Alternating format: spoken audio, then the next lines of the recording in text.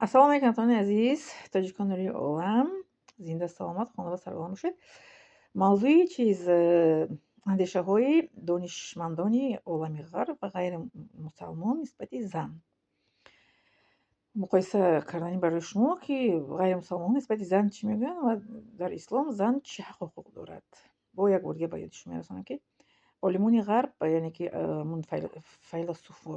файлосуфони ғарб ба монанди Суқрот, Афлотун, Арасту мегӯянд, ки зан аз як гурба, як саг, як ҳайвон бештаре чӣ надорад, арзиш надорад.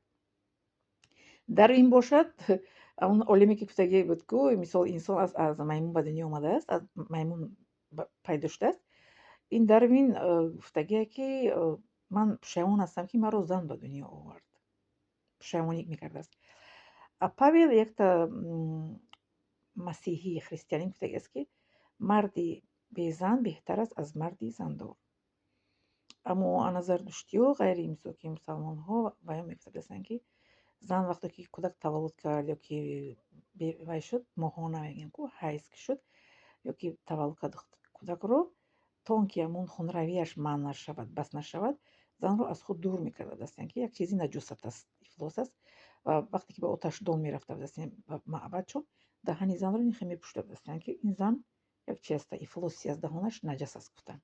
Занро ҳамин гуна эътиқод дошта будастанд, ҳамин гуна фикрандешаҳо нисбати зан дошта будастанд зардуштиҳо, оташпарастон. Зардуштӣ оташро мепарастанд. хоб, дар баъзе қабилаҳои араб пеш аз ислом занро чӣ кор мекарданд? Зинда ба зинда духтарчаро ба хок месупориданд, ё ки барои чишон, бутошон қурбонӣ мекарданд, ё ки занро ҳамчун либос, ҳамчун ашё мефурӯхтанду мехариданд. Вақте ки дини ислом омад, занро аз хариду фурӯш озод кард, аз ғуломдорӣ озод кард, аз чӣ мегӯянд, зинда ба зинда ба хок супоридан. Дар ояти Қуръон омадагиаст, ку мегӯяд, ку аъузу биллаҳи мина шайтони раҷим ва идал мавъудату суилат биаййи занбин қутилат. Садақаллоҳу алъазим. Мегӯяд, ки агар аз кӯдак бипурсанд, ки туро ба кадом гуноҳ ба хок гурониданд ё ки ба хок супориданд, кӯдакро ба кадом гуноҳш мега зери хок кардем? Агар кӯдакам мепурсанд, ки ба кадом гуноҳ кӯдака бегуноҳ зери хок кардем? Чӣ гуноҳ дошт мега кӯдак, ки вайро ба хок кардем, зери хок кардем, карда шуд?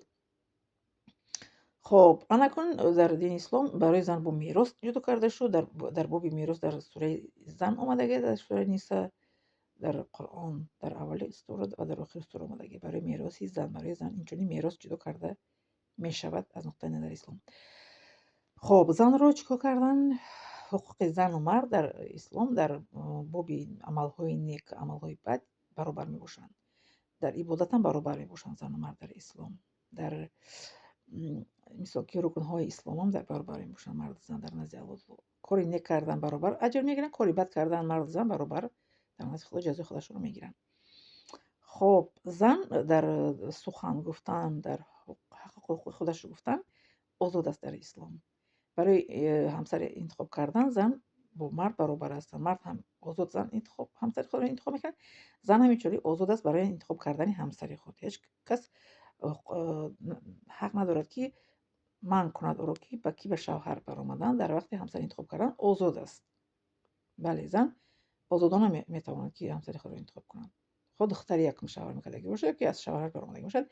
Аз нуқтаи назари ислом, аз нуқтаи ҳамаи мисол ки Қуръон ҳам ҳадис пайғамбар ҳам дар интихоби ҳамсар озод аст. Озодона бояд, ки ҳамсарашро интихоб кунад. Дар никоҳ мепурсанд, ку ту ризо ҳастӣ ба шавҳар баромадан? Духтар мегӯяд, ки ҳа. Аввал духтар мепурсанд, ку ту ризо ҳастӣ? Гӯяд, ки ҳа, ризо ҳастам. Баъд мардам мегӯянд, ки қабул кардӣ? Мегӯяд, қабул кардам, гӯянд базанӣ. Беризогӣ арӯса никоҳ намекунанд, ку барои ҳамин озод мебошанд барои интихоб кардани ҳамсар. хоб, ин буд мисол ки муқоиса байни гуфтаҳо, андешаҳои олимони ғарб ва ғайри мусалмон ва зан дар ислом. Ва инчунин агар ки мегӯяд, ки намедонед, бипурсед он касоне, ки медонанд. Дар ояти Қуръон омадааст, ку аъузу биллаҳи мина шайтони раҷим, дар сураи Наҳл, ҷоз нестам, дар сураи Наҳл дар ояи 43 омадааст.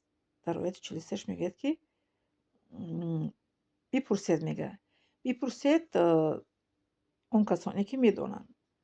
Аъузу биллаҳи мина шайтони раҷим, فاسألوا اهل الذکر این کنتم لا تعلمون. صدق العظیم. پس میپرسید، میگه اون صاحبانی قرآن رو که اگر چیزی که شما نمیدونید، چیزی که شما نمیدونید، میگه میپرسید اون انسان هایی که صاحب قرآن هستند. ذکر یکی از نام های قرآن است. قرآن ببینید، ذکر، قرآن، فرقان، کتاب. در سوره بقره آمده است در آیه اول ذلک الکتاب، میگه که همون کتابی که لا ریب فیه، در آن شک و شبهه نیست.